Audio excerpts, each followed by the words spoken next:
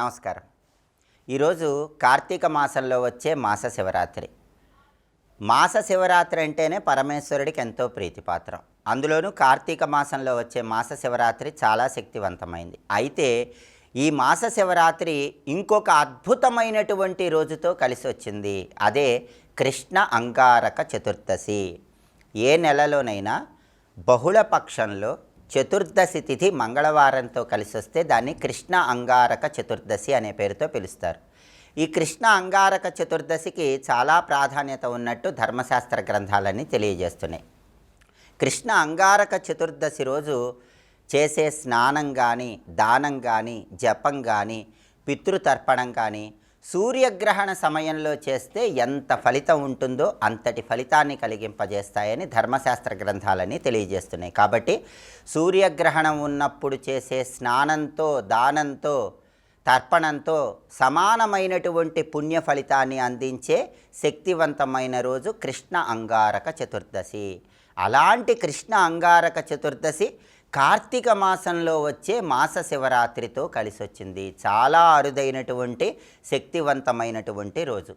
కాబట్టి ఇంతటి మహిమాన్వితమైనటువంటి రోజు పరమేశ్వరుడి అవతార స్వరూపాలలో చాలా మహిమాన్వితమైనటువంటి అత్యంత శక్తివంతమైనటువంటి శరభేశ్వర స్వామి రూపానికి సంబంధించిన మంత్రజపం ఈరోజు చేసినట్లయితే పాపగ్రహాల వల్ల వచ్చే వ్యతిరేక ఫలితాలన్నీ తొలగిపోతాయి. జ్యోతిష శాస్త్రపరంగా కుజుడు, రాహువు, కేతు, శని ఈ పాపగ్రహాల వల్ల ఎలాంటి వ్యతిరేక ఫలితాలు ఎదురవుతున్నా ఆ పాపగ్రహాల వల్ల వచ్చే వ్యతిరేక ఫలితాలన్నీ తొలగింపజేసుకోవటానికి శరభేశ్వర అవతారంగా ఉన్నటువంటి పరమశివుడికి సంబంధించిన మంత్రాన్ని ఈరోజు ఇంట్లో దీపారాధన చేశాక 108 లేదా 54 లేదా 21 సార్లు మీ వీలును బట్టి జపించుకోవాలి.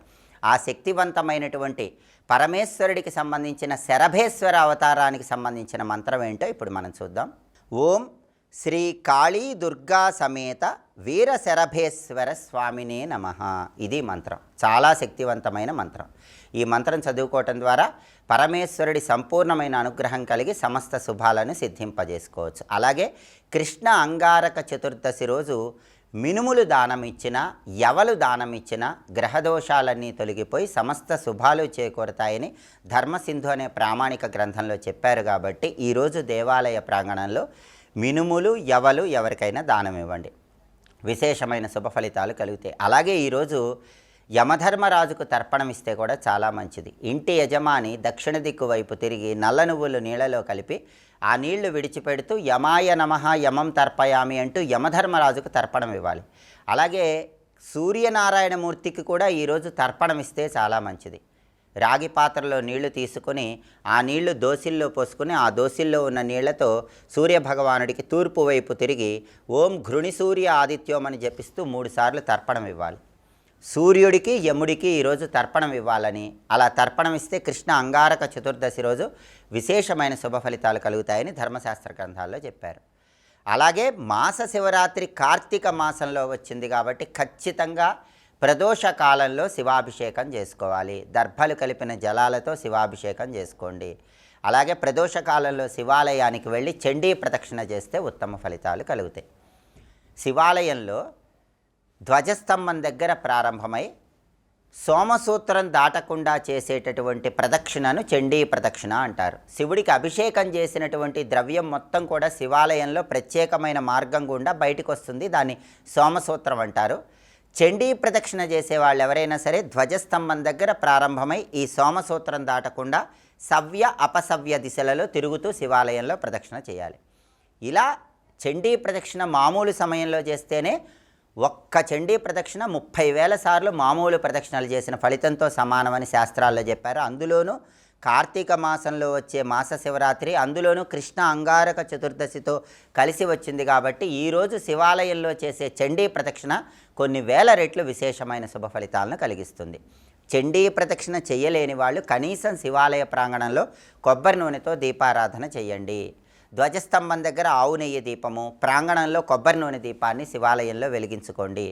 అలాగే ప్రదోష కాలంలో ఎవరైనా సరే దారిద్ర్య దహన శివస్తోత్రాన్ని కానీ, శివతాండవ స్తోత్రాన్ని కానీ పఠించినా లేదా శ్రవణం చేసినా ఉత్తమ ఫలితాలు కలుగుతాయి.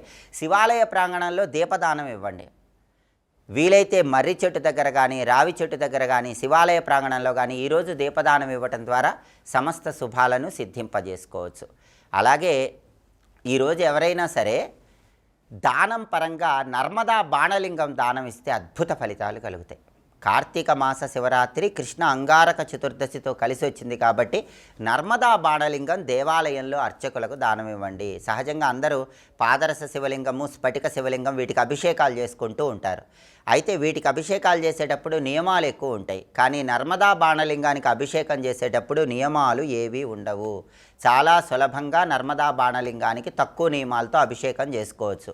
అందుకే అందరూ కూడా సాధ్యమైనంత వరకు పెద్ద నియమాలు పాటించలేని వాళ్ళు నర్మదా బాణలింగం ఇంట్లో ఉంచుకొని అభిషేకం చేసుకుంటూ ఉంటారు. ఆ నర్మదా బాణలింగాన్ని ఈరోజు శివాలయ ప్రాంగణంలో అర్చకులకు దక్షిణతో పాటు దానం ఇచ్చినట్లయితే సమస్త శుభాలను సిద్ధింపజేసుకోవచ్చు.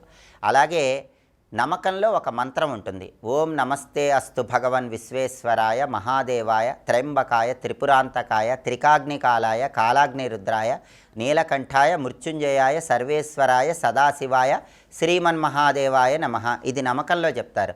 ఈ ఒక్క మంత్రం చదువుతూ అభిషేకం చేస్తే మొత్తం మహాన్యాసపూర్వక ఏకాదశి రుద్రాభిషేకం చేసిన ఫలితం కలుగుతుందని ధర్మశాస్త్ర గ్రంథాల్లో చెప్పారు. కాబట్టి చాలా శక్తివంతమైనటువంటి కార్తీక మాస శివరాత్రి కృష్ణ అంగారక చతుర్దశితో కలిసి వచ్చింది కాబట్టి ఈ ఒక్క మంత్రం చదువుకుంటూ శివుడికి అభిషేకం చేసినా కూడా అద్భుతమైన శుభ ఫలితాలను సిద్ధింపజేసుకోవచ్చు. ఈ మంత్రం చదువుకోలేని వాళ్ళైతే నమశివాయ అని కానీ ఓం నమో భగవతే రుద్రాయ అని కానీ మంత్రం చదువుకుంటూ అయినా అభిషేకం చేసుకోండి. కానీ ప్రధానంగా మాత్రం పరమేశ్వరుడికి సంబంధించిన ఏ శరభేశ్వర రూపానికి సంబంధించిన మంత్రం చదివితే ఈరోజు అద్భుత ఫలితాలు కలుగుతాయి. ఇంకొకసారి చూద్దాం మరి. ఓం శ్రీ కాళీ దుర్గా సమేత వీర శరభేశ్వర స్వామినే నమః. మంత్రజపం చేయండి, సమస్త శుభాలను సిద్ధింపజేసుకోండి. స్వస్తి.